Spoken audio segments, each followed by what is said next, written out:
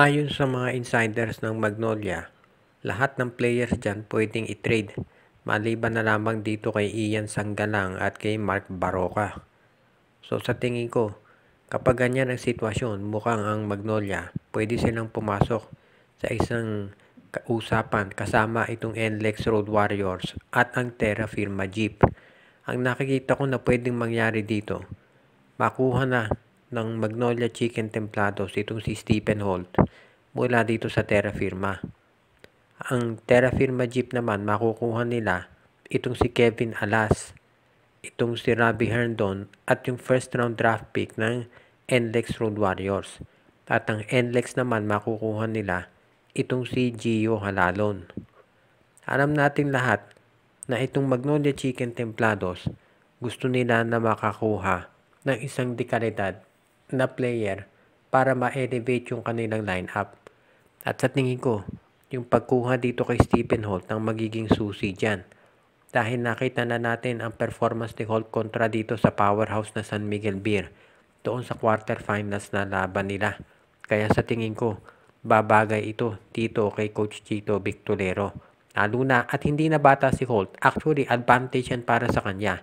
Dahil para na itong veterano na handang manalo pagdating ng playoffs. Pagdating naman dito sa Terra Firma Jeep, itong si Kevin Alas kahit may ACL yan, kapag naka-recover, isa pa rin yan sa pinaka-mahusay na point guard dito sa PBA. At magagamit nila yan, very suitable na replacement dito kay Stephen Holt.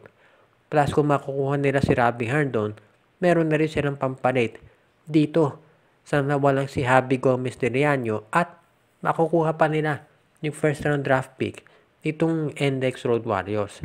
Ang NLEX naman makukuha nila itong si Gio Halalon mula dito sa Magnolia Chicken Templados at baka samahan pa ng ibang players ng Magnolia yan.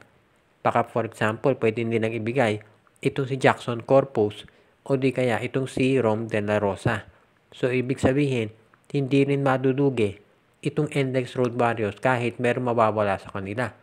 Actually, kahit wala na nga itong si Kevin Alas, medyo nasasanay na NLEX dahil ilang season na palaging nai-injure yan. At total, nandiyan naman itong si Robert Boldick. Kaya sa tingin ko, yung ganitong klaseng trade, makikinabang ang lahat ng tatlong koponan.